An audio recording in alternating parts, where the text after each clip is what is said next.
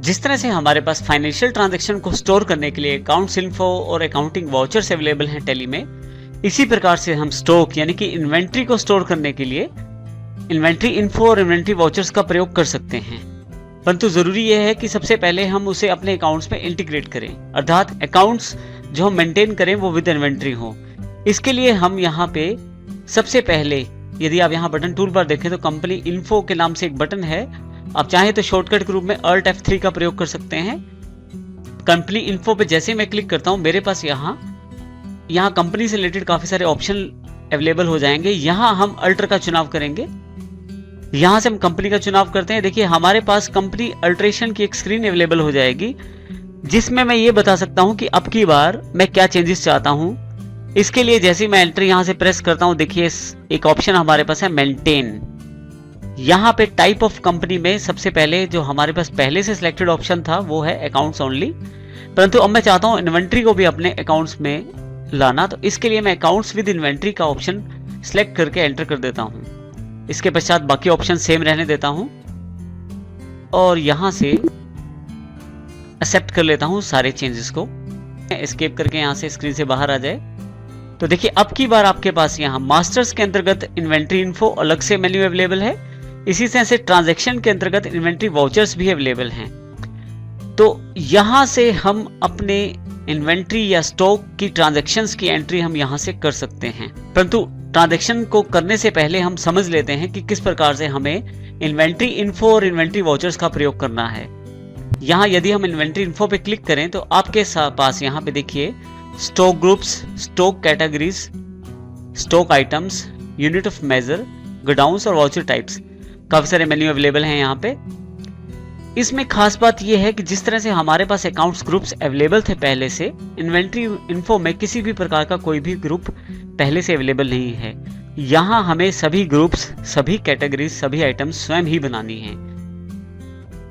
Groups, stock categories और stock items में क्या अंतर है, इसको हम एग्जांपल से समझ लेते हैं। यहां से हम इन्वेंट्री इन्फो की जानकारी लेते हैं। देखिए यहाँ पे सबसे पहले जो कॉलम है वो स्टॉक ग्रुप्स को प्रदर्शित करता है, अर्थात वो बेसिक आइटम जिन पे आप डीलिंग करते हैं। जैसे हमारी जो हेड फर्स्ट कंपनी है वो टीवी और लैपटॉप्स में डील करती है, इनको सेल परचेज करती है। तो हमारे पास जो स्टॉक ग्रुप्स हुए मेल, एक टीवी है और एक लैपटॉप्स।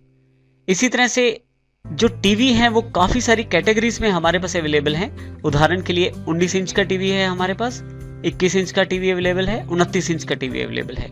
तो ये स्टॉक कैटेगरीज के अंतर्गत आता है, अलग अलग साइज के जो टीवी हैं। इसका अर्थ ये हुआ कि आप अपनी जो स्टॉक ग्रुप है उसको कैटेगराइज कर सकते हैं अलग अलग कैटेगरीज में, आप उसको अलग अलग पहचान दे सकते हैं।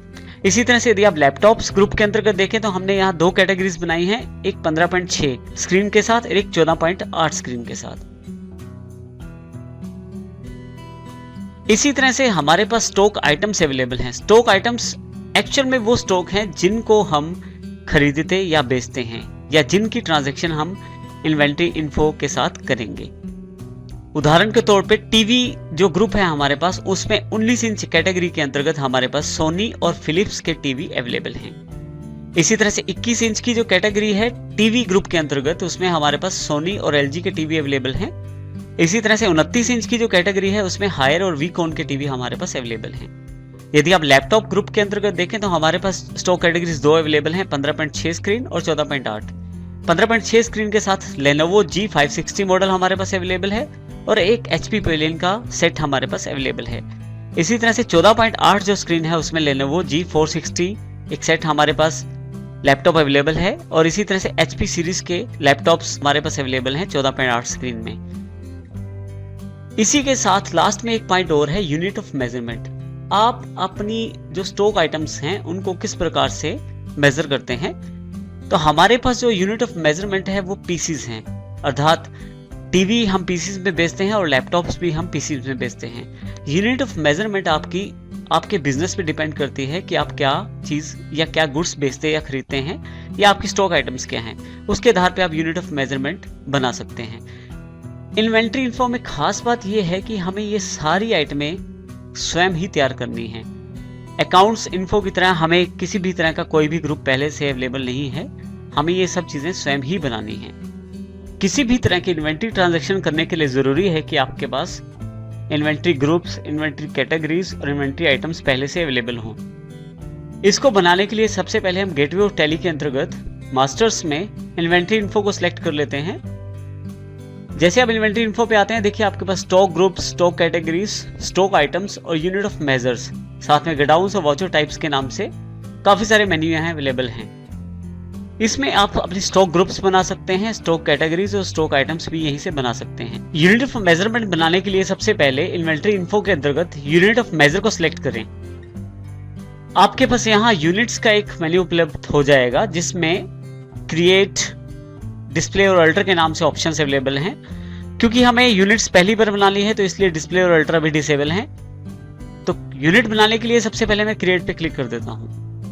जैसे क्रिएट को सिलेक्ट करता हूँ, मेरे पास यहाँ यूनिट क्रिएशन की स्क्रीन अवेलेबल हो जाएगी। सबसे पहले मुझे वो सिंबल देना है जो मेरे पास मेरी आइटम्स के साथ दिखाई देगा। तो सिंबल मेरे पास जो है वो PCS कर देता हूँ, यानी कि पीसीस के रूप में एक छोटा सा नाम दे देता हूँ जो सिंबल के रूप में हमारे आइटम्स के साथ रहेगा। जैसे ही एंटर करता हूँ, फॉर्मल नेम की जानकारी मांगी जाती है, मैं फॉर्मल नेम एंटर कर देता हूँ पीसीस। इसके पश्चात नंबर ऑफ डेसिमल प्लेसेस है, क्योंकि मेरे पास जो आइटम है टीवी और लैपटॉप्स हैं जिनके लिए डेसिमल प्लेसेस की आवश्यकता नहीं है। यदि आप चाहें तो अपने गुड्स के अकॉर्डिंग डेसिमल प्लेसेस का चुनाव कर सकते हैं। उसके पश्चात जैसे आप एंटर करते हैं, एक्सेप्ट का मैसेज आ जाता है। आप यदि यस कर दें तो ये यूनिट आपके पास अवेलेबल हो जाएगी। लेकिन अभी मैं इसे नो कर देता हूं, क्योंकि मुझे एक पॉइंट और यहां डिस्कस करना है, वो है सबसे ऊपर टाइप में टाइप ऑफ यूनिट्स। आप यहां कंपाउंड और सिंबल दो तरह के यूनिट्स आपके पास अवेलेबल हैं। कंपाउंड का अर्थ ऐसी यूनिट से है जिसमें एक से अधिक यूनिट शामिल रहती हैं। जैसे सपोज करें हमारे पास एक बॉक्स है जिसमें 6 बोतल्स आती हैं, तो इसमें दो चीजें शामिल हैं। एक वो बॉक्स जिसमें 6 बोतल्स आती हैं, तो वो एक बॉक्स तैयार होता है, और इसी तरह से जो हमारी बोतल्स हैं वो सिंगल सिंगल अलग अलग यूनिट हैं। तो ऐसी चीजों के लिए हम कंपाउंड यूनिट का इस्तेमाल करते हैं। लेकिन अभी हम यहाँ से सिंपल यूनिट का चुनाव कर लेते हैं और फिर से यहाँ एक्सेप्ट के मैसेज को यहाँ से मैं यस कर देता हूँ। मेरे पास यूनिट जो है पीसीस के रूप में तैयार हो गया है। यूनिट को आप देख सकते हैं डिस्प्ले के द्वारा। यदि आप डिस्प्ले पे क्लिक करें तो यूनिट्स में पीसीस के नाम से हमारे पास यूनिट्स तैयार है। यदि मैं इसे सिलेक्ट करूं तो यहाँ आप देखेंगे टाइप जो है सिंपल है, सिंबल पीसीस है और फॉर्मल नेम पीसीस के रूप में हमारे पास अवेलेबल है। यहाँ से एस्केप कर लेता हूँ यहाँ से मैं। इसी तरह से अगर आप इसमें कुछ चेंजेस करना चाहते हैं तो अल्टर प्रेस करके चेंजेस कर सकते हैं।